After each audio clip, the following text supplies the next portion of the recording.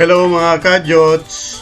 Ayun, yung last December, I visited Davao City. At syempre, hindi pwedeng hindi ko bisitahin yung famous na Japanese Tunnel. Actually, dito lang siya along Diversion Road sa Matina, Davao City. Actually, second time ko na siyang mapuntahan, kaya lang wala akong video nung unang punta ko last 2017. So, ngayon complete na with video. Okay? Ito nga palang Japanese Tunnel, na-discover pala ito or nagginawa ng mga prisoners na Pinoy under Japanese soldiers order para hukayan yung part ng lugar na to para gawing shortcut para dun sa mga warfares, food at mga supplies ng Japanese Army paglilipat nila na nasa ilalim lang ng lupa. So na-preserve nila to yung part, although shortened lang yung nahukay na preserve, around 300 meters you can walk. Pero maraming part dito sa hilly part or mountain part ng area. Maraming lusutan pa daw yung kuweba, kaya lang hindi pa na-explore. At syempre, may mga danger na o risk pag hinukay mo pa yun or na-clear kasi may mga properties na above that Then, 2001 lang ito na-open sa public. At ngayon, ang entrance is sa 50 pesos. So, with guide na yun, nasasamahan ka, papasok sa ilalim. Ilang minutes lang naman ang lalakarin mo dahil maiksi nga lang yung ruta, 300 meters. Tapos ka na sa pag-iikot sa kuweba. Ayun, may mga statwa o rebultong copied size life ng mga Japanese soldiers. Mga mesang ginamit nila at saka kulungan. So yun lang, mabilis kang matatapos. So paglabas mo, meron namang silang hotel itinayo sa itaas ng hilly part. So yun, pwede kayong mag-check-in yung buong family, tropa, barkada. Maganda yung place kasi kompleto rin naman ng facilities. Mamaya ikutan natin yun paglabas natin dito. Anyhow, medyo slightly madilim lang yung kuweba pero kaya naman ng camera kunan. Helpful naman yung guide, pagpapaliwanag sa facility ng prison, ng cave, ng purpose, kailan nangyari, mga ganong trivia. So, malaking learning para dun sa mga history lover. Okay?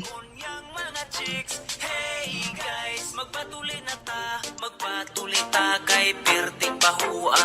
Kung tigulang na perting kahia, ayaw ka balaga kay na ay atsa. Hey boys, magpatuloy na ta. Magpatuloy ta kay perting bahua.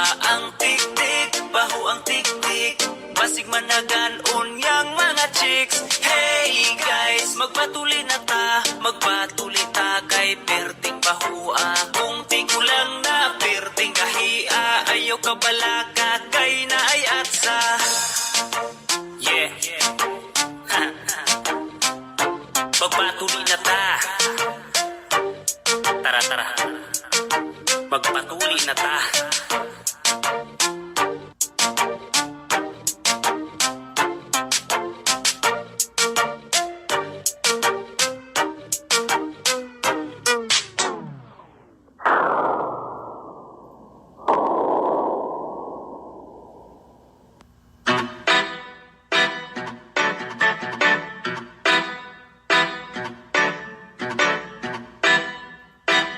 Ay, kagilok!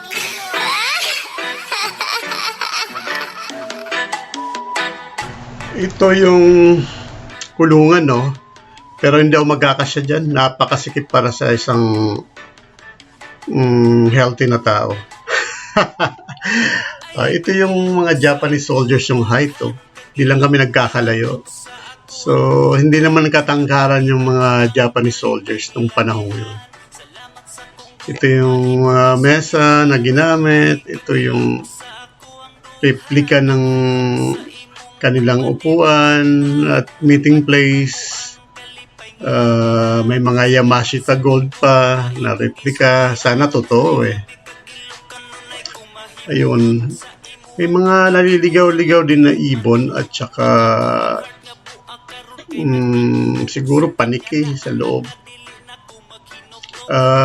Okay naman yung lighting.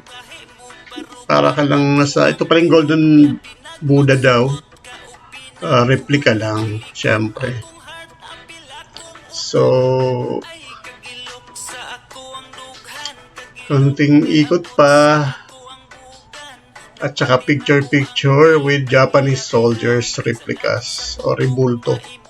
Then heading way out na, makikita ko na yung liwanag, tinatawag na ako ng liwanag. Nabatin ako ang kalipay ngilabihan. Salamat sa kong gugma imong gisuklian. Sukad na anak ka na wala akong kabugog. Ikaw ang ako pang chicks bisan og dili ka man. Ayun oh, kita nyo yung mga paniki, mga bats sa taas. Healthy din sila dyan, namumuhay din sila dyan. Okay, palabas na ako. Picture muna kay ate. In Japanese costume. Ay, rebulto din pala. Tapos, dito sa entrance with Japanese soldiers. Okay? Then, ikutan na natin yung facility ng kanilang hotel. Ayan, no, paakyat.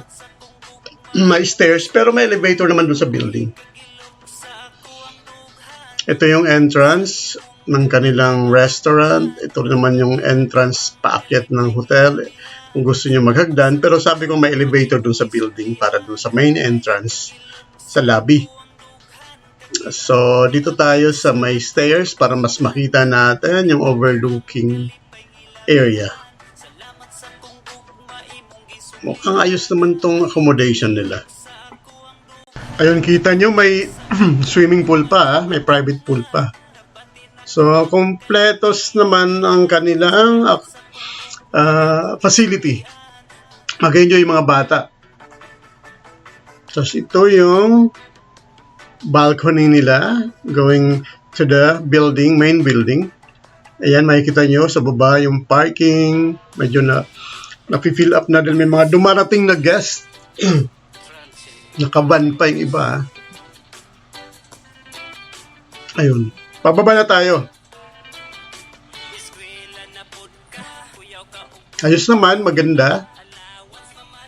May pa-slide pa sila, nalalaman.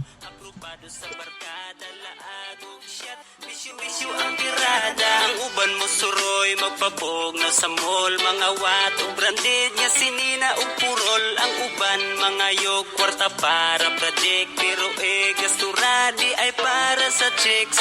Pero paunangon hilak-hilak dayon. Kay tapunan di ay mahadlok na suguon. Dili magpatuo sa mama o papagion ang barkada. Wala may konsensya. Gusto jambay mga... Okay, tawid ako sa kabila para makita ko ng buo o makita natin ng buo yung Japanese tunnel area. Yung buo kasama yung hotel, yung overlook, kasama yung chili tops nila.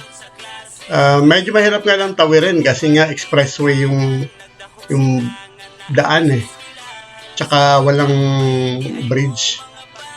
So we're heading out to Davao City Hall. Siyempre, pa-picture muna para masabing galing ka talaga ng Davao City. So, okay naman yung kanilang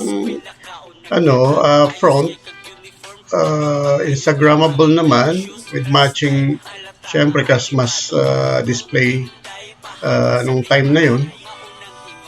Then, siyempre, bisita tayo sa People's Park.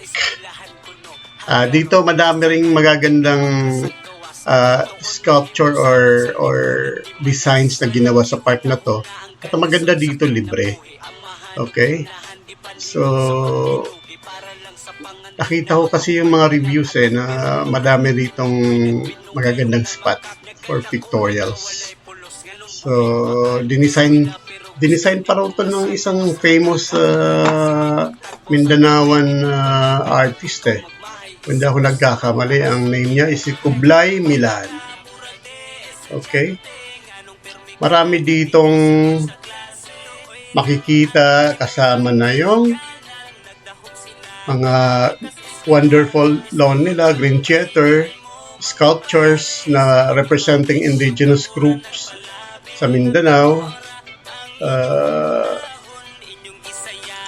Madami, kagaya nito. Diba? Ang ganda tingnan, ang ganda i-pictorial. Although nung time na hindi masyado maraming tao dahil hindi naman weekend. So, pero pag weekend daw, punuan ito. So, it's worthwhile visiting this place. Then, pag nagutom kayo, madaming food stall or may restaurants beside the park. Okay? Sa kabaan ng 4 na kanto na yun, madaming makakainan.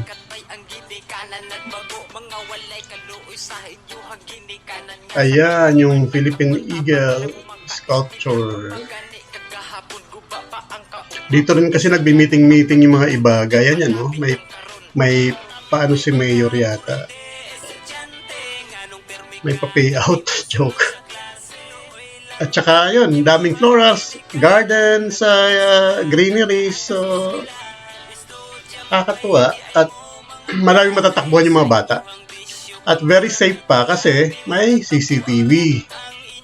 So, secured yung buong perimeter ng park with matching guards. Okay? So, that's it mga kajots. After People's Park, heading out to SM Lanang. Kakain muna. Okay? So, see you soon at sana kasama sa itineraries nyo yung People's Park pag pumasyal kayo ng Davao City. Madami mga pasyalan pa dito parang hindi kaya ng 1 week sa dami ng papasyalan. Thank you. See you next time.